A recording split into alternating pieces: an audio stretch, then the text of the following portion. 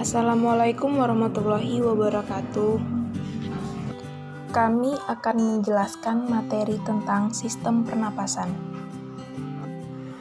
Orang dewasa atau anak remaja rata-rata bernapas sedikitnya 17.000 kali per hari. Jika dalam satu kali bernafas manusia menghirup setengah liter udara, maka dalam sehari manusia menghirup kurang lebih 8.500 udara. Secara garis besar, organ pernapasan manusia tersusun atas hidung, faring, laring, trakea, bronkus, dan paru-paru. Yang pertama adalah hidung. Dalam sistem pernapasan manusia, hidung merupakan organ pernapasan yang paling luar. Melalui organ ini, udara dari luar yang tidak hanya mengandung oksigen, tapi gas-gas lainnya seperti nitrogen, belerang, dan karbon dioksida akan masuk ke dalam tubuh. Fungsi hidung adalah untuk menghirup udara pernapasan, menyaring udara, menghangatkan udara pernapasan, dan juga berperan dalam resonansi suara.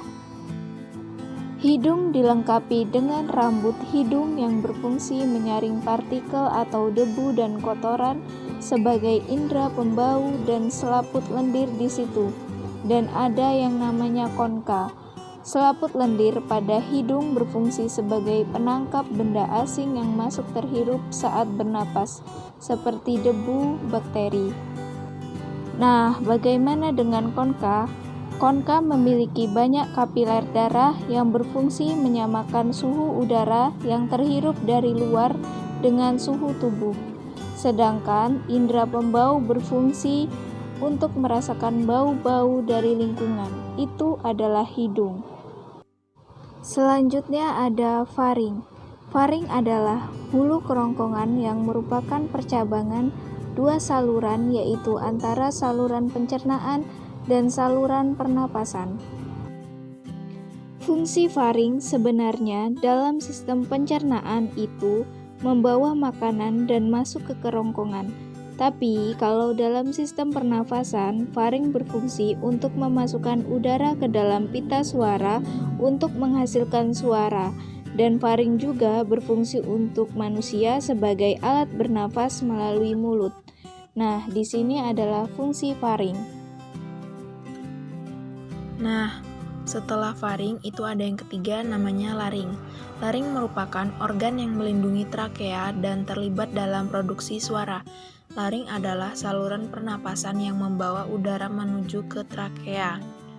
Laring atau kotak suara merupakan organ leher mamalia yang melindungi trakea dan terlibat dalam produksi suara.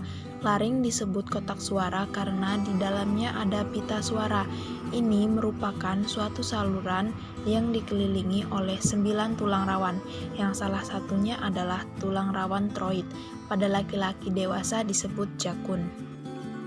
Selanjutnya ada trakea. Organ lainnya yang mengambil sistem pernapasan manusia adalah trakea. Trakea merupakan tabung memanjang yang memiliki diameter sekitar 20-25 mm dan panjang sekitar 10-16 cm. Trakea tersusun dari 20 tulang rawan yang berbentuk cincin yang kuat tapi fleksibel. Dinding trakea tersusun atas cincin-cincin tulang rawan dan selaput lendir yang terdiri atas jaringan epitel. Di situ juga ada silia, yakni dinding-dinding trakea yang berfungsi untuk menyaring benda-benda asing yang masuk ke saluran pernapasan. Selanjutnya ada bronkus. Percabangan trakea yang bersambung ke bagian kiri dan kanan paru-paru disebut bronkus. Struktur bronkus hampir sama dengan trakea yang tersusun dari tulang-tulang rawan. Bronkus berfungsi sebagai penyaring udara, tetapi sifatnya hanya sekedar sebagai penyaring udara sekunder. Lanjut, setelah bronkus ada paru-paru. Paru-paru merupakan aktor utama di dalam sistem pernapasan manusia. Organ ini dibungkus oleh selaput rangkap yang disebut pleura, yang berfungsi untuk melindungi paru-paru dari gesekan saat mengembang atau mengempis. Fungsinya adalah menukar oksigen dari udara dengan karbon dioksida dalam darah.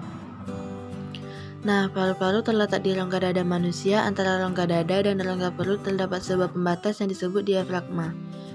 Sekat ini nantinya akan berguna bagi proses masuknya udara ke paru-paru atau inspirasi dan mengeluarkan udara dari paru-paru atau ekspirasi. Di dalam paru-paru itu terdapat organ-organ lainnya seperti bronchiolus merupakan percabangan dari bronkus. Ada juga alveolus yang berperan dalam pertukaran gas oksigen dan gas karbon dioksida. Bernafas ternyata tidak hanya sekadar hidung, tapi ada banyak organ lain yang berperan dalam proses pernapasan kita. Sekian penjelasan dari kelompok kami, semoga bermanfaat. Terima kasih. Wassalamualaikum warahmatullahi wabarakatuh.